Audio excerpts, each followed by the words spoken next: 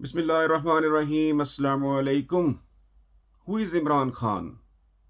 मैं आपको एक बात सुनाता हूँ, एक किस्सा सुनाता हूँ, उसके बाद फिर हम अपनी बात का आगाज़ करते हैं। एक दफ़ा इमरान खान साहब बाहर से तशरीफ़ ला रहे थे पाकिस्तान, कराची उन्होंने लैंड करना था। तो जब वो लैंड किए तो उन्होंने जो इस वक्त हमारे सदर हैं आरिफ अलवी साहब, उनको कॉल की और उनके साथ एक और दोस्त को कॉल की और उनको कहा कि आप मुझसे ना एयरपोर्ट पे आके मिलें। मैंने आपको कुछ देना है, कोई चीज़ देनी है। तो वो जी आरिफ अलवी साहब बताते हैं कि वो गए भागे भागे वहाँ पर कायद अज़म इंटरनेशनल एयरपोर्ट कराची। तो खान साहब आगे खड़े थे और खान साहब के साथ एक पोर्टर था जो खान साहब का सामान लेके खड़ा था। तो खान साहब ने कहा कि भाई पैसे निकालो। आरिफ अलवी को कहा कि दो भाई, 100 रुपया दो या 200 रुपया दो, इसको देना है पोर्टर को। तो चूंकि आरिफ अलवी साहब भी भागे भागे आए थे घर से, तो पर्स अपना वो साथ नहीं लेके आए थे, भूल गए थे घर में। तो उन्होंने अपनी जेब में टटोली जी, तो कुछ नहीं मिला उन्हें। तो साथ जो दोस्त थे उनसे पूछा, उन्होंने अपनी जेबें देखी, उनके पास भी कुछ नहीं मिला। तो उन्होंने कहा खान साहब आपके पास पैसे नहीं हैं? खान साहब ने कहा नहीं, मेरे पास नहीं है पैसे। तो आरिफ अलवी साहब ने एक अपने किसी डॉक्टर दोस्त से जो ट्रैवल कर रहे थे शायद उस वक्त, उनसे जाके उन्होंने उधार मांगा और उन्होंने कहा यार मुझे 100-200 रुपये उधार दो, मैं आपको वापस कर दूंगा। तो उस तरह पैसे लेके उन्होंने उस पोर्टर को दी और फारिग किया। तो इमरान खान साहब ने कहा, जो बैग इमरान खान साहब के हाथ में था जब उन्होंने देना था आरिफ अलवी साहब को, उन्होंने कहा ये लो पकड़ो, ये ले जाओ। उन्होंने कहा इस बैग में क्या है खान साहब? खान साहब ने कहा इसके अंदर ना पैसे हैं शौकत खानम के।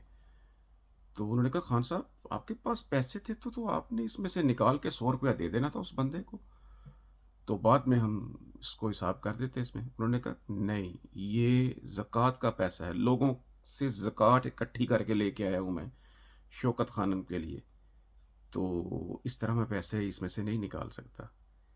ये है इमरान खान, जिसको कल तोशा खाना करप्शन केस के अंदर 3 साल की सज़ा और साथ में जुर्माना और 5 साल के लिए डिस्क्वालीफाई कर दिया गया सेशन कोर्ट से। आई मीन, एक ऐसा शख्स जो अगर एक क्रिकेट बैट साइन करे तो वो करोड़ों में उसकी नीलामी होती है।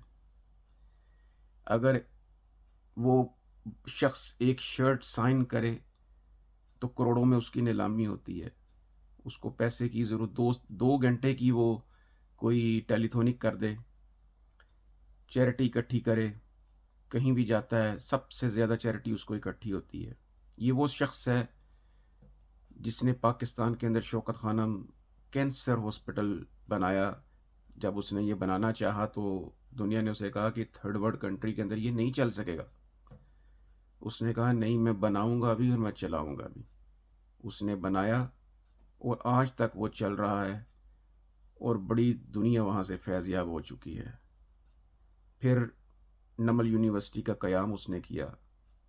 उसने और बड़े चैरिटी के काम किए। जब 2005 में ज़लज़ला आया पाकिस्तान में, तो आगे आगे उसने जाके बड़े वहाँ पे भी इमदादी कामों के अंदर हिस्सा लिया और एक सियासी जमात कायम की 97 में, जिसको टांगा पार्टी कहते थे, जिसमें खान साहब के साथ मेरा ख्याल 1 या 2 बंदे होते थे और मजाक उड़ाते थे इस बंदे का कि ये सियासत कभी नहीं कर सकेगा। और फिर दुनिया ने देखा कि वही बंदा प्राइम मिनिस्टर भी बना पाकिस्तान का और 3.5 साल उसने हुकूमत भी की। हुकूमत उसने जैसी तैसी की, उसके ऊपर बिल्कुल डिबेट हो सकती है, आप तनकीद करें जो मर्ज़ी कहें कि उसने जी एक चिट्टा बुज़दार लगाया हुआ था और एक काला बुज़दार लगाया हुआ था, ये हम सब कहते हैं, तनकीद करते हैं। तो आखिरकार वो इंसान है, गलतियां हर एक इंसान से होती हैं। उसने भी की हैं, बहुत गलतियां की हैं हुकूमत में रहते हुए। उस पर मैं नहीं जाता, क्योंकि मैं सियासत पे इतनी बात नहीं करता। तो ये चूँकि खान साहब जब हम बड़े हो रहे थे 90s में, तो ये हमारे क्रिकेटिंग हीरो थे, अब भी हैं। तो तब तो खैर 90% अवाम के क्रिकेटिंग हीरो थे, लेकिन कुछ लोग मुनाफिक ऐसे भी पाए जाते हैं जो कहते हैं कि नहीं जी नहीं, ये बिल्कुल भी हीरो शीरो कोई नहीं था। खैर, उनको छोड़ें। तो खान साहब جنہوں نے ایک پولیٹیکل پارٹی بنائی، اس کے اندر انہوں نے مسٹیکس بھی بہت کیں، اور جو کام میں سمجھتا ہوں ان کو کرنے چاہیے تھے، کہ ان کو اپوزیشن کے ساتھ ایک ورکنگ ریلیشن شپ بنا کے چلنا چاہیے تھا اسمبلی کے اندر، وہ انفارچونیٹلی وہ نہیں کر سکے. جس طرح سے وہ احتساب کرنا چاہتے تھے اس طرح سے وہ احتساب نہیں کر سکے.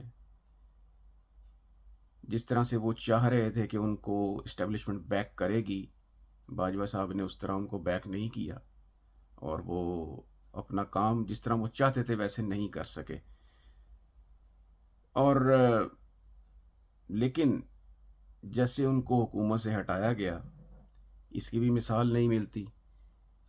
کیا وجہ ہے کہ پاکستان کے 75 سالوں میں جتنے بھی وزرائے اعظم آئے ہیں، خان صاحب 22ویں وزیر اعظم تھے اور اب شہباز شریف صاحب 23ویں وزیر اعظم ہیں، تو ان کو کسی کو بھی 5 سال پورے نہیں کرنے دیے گئے، سب کو اپنے ٹینیور سے پہلے ہی فارغ کر دیا گیا، اور سب وزیر اعظم کو سزا دی گئی وزیر اعظم بننے کی.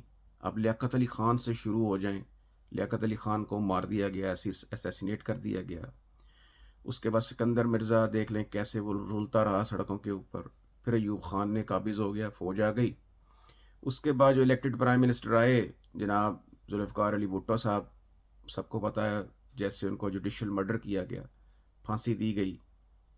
جنیجو کے ساتھ کیا ہوا، پھر نواز شریف بے نظیر، نواز شریف بے نظیر. ان کے ساتھ کیا ہوا، ان کو بھی نکال دیا گیا، ٹھڈے پڑے ان کو بھی، آفس سے نکال دیا گیا، پھر لے آیا گیا، پھر نکال دیا گیا، پھر لے آیا گیا. کیوں؟ کہ یہ دونوں کسی نہ کسی قسم کی ڈیل کر لیتے تھے، یہ کہیں نہ کہیں سے راستہ نکال لیتے تھے. اور پھر جو بے نظیر کے ساتھ ہوا وہ بھی پتہ ہے سب کو، 2007 میں ان کو بھی اسیسینیٹ کر دیا گیا.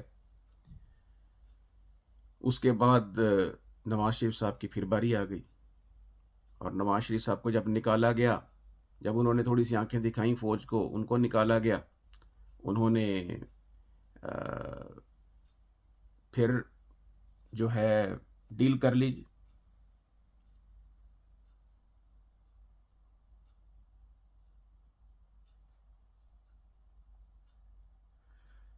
Sorry for the interruption. تو نواز شریف صاحب کو جب نکالا گیا تو انہوں نے پھر ڈیل کر لی، اور ڈیل کر کے وہ باہر نکل گئے، اور اب تک اللہ کے حکم سے باہر ہی ہیں. لیکن جب خان کو نکالا گیا اور جو کیلکولیشنز کی گئیں کہ اس بندے کو ہم نکالیں گے 1-2 ماہ کے اندر جیل میں پھینکیں گے، اور پھر یہ قصہ پرینہ بن جائے گا، کسی کو یاد نہیں رہے گا کہ خان بھی کوئی بندہ ہوتا تھا. لیکن خان یہیں پہ وہ مس کیلکولیٹ کر گئے، اور خان کھڑا ہو گیا. اور جو اس نے پھر پولیٹیکل موومنٹ کھڑی کی ہے، جو بائی الیکشن ہوئے ہیں پچھلے سال پنجاب میں، اور پھر نیشنل اسمبلی کے جیسے حلقے چن کے وہاں پہ الیکشن کروائے گئے ہیں، اور جیسے اس نے سویپ کیا اول اکراس، تو جو مقتدر حلقے ہیں انہوں نے یہ بانپ لیا کہ ہم اس کا مقابلہ میدان میں تو نہیں کر سکتے. تو جب کسی کا مقابلہ میدان میں نہ ہو سکے تو پھر اس کو رستے سے ہٹا دیا جاتا ہے. تو اس کی کوشش بھی کی گئی 3 نومبر کو 2022 کو کہ اس کو رستے سے ہٹایا جائے. تو کہتے ہیں جسے اللہ رکھے اسے کون چکھے جی. اللہ نے اس کی زندگی دراز کی ہوئی تھی، وہ بچ گیا. اور تب سے لے کے اب تک پھر جو 9 مئی کا ایک ڈرامہ رچایا گیا، ایک پورا پلان سیٹ کیا گیا، جس کی وجہ سے ایک جس طرح سے اس کو گرفتار کیا گیا عمران خان کو، اور جیسے پھر اس کی پارٹی کے اوپر کریک ڈاؤن ہوا، جس طرح سے ہیومن رائٹ کی وولیشن اس وقت پاکستان کے اندر ہو رہی ہے، میں نہیں سمجھتا کہ 75 سال کی تاریخ میں اس طرح ہوا ہوگا پاکستان میں.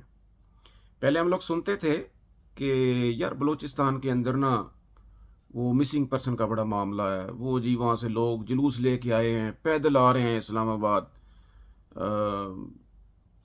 تو ہم سمجھتے تھے یار یہ مسنگ پرسن یہ کوئی کام خراب کرتے ہوں گے تبھی ان کو غائب کیا جاتا ہے، یا یہ کوئی دہشت گرد ہوں گے. لیکن اب جا کے ہمیں پتہ لگا ہے کہ جب مسنگ پرسن پنجاب سے ہونے لگے ہیں، سینٹر سے مس ہونے لگے ہیں لوگ، تب جا کے ہمیں اس چیز کا احساس ہوا ہے کہ نہیں یار، وہ بندے ٹھیک کہتے تھے، وہ صحیح چیختے تھے۔ تو اللہ کا شکر ہے کہ عمران خان نے ایک جو پردہ تھا اس کو چاک کر دیا، اور یہ اس کا قصور بھی ہے کہ اس نے عوام کو اصل حقیقت دکھائی ہے کہ اصل میں آپ کے حکمران کون ہیں اور وہ کیا کرتے آ رہے ہیں پچھلے 75 سالوں سے۔ ان لوگوں کا احتساب کیوں نہیں ہو سکا آج تک؟ کیا وجہ ہے کہ کسی جنرل کو آج تک 3 سال کی 5 سال کی سزا نہیں سنائی جا سکی؟ جنرل مشرف کو سزائے موت سنائی گئی تھی، لیکن اس پر امپلیمنٹ تو نہیں ہو سکا، اور جنرل صاحب کبھی پاکستان نہیں آئے اپنی زندگی کے اندر۔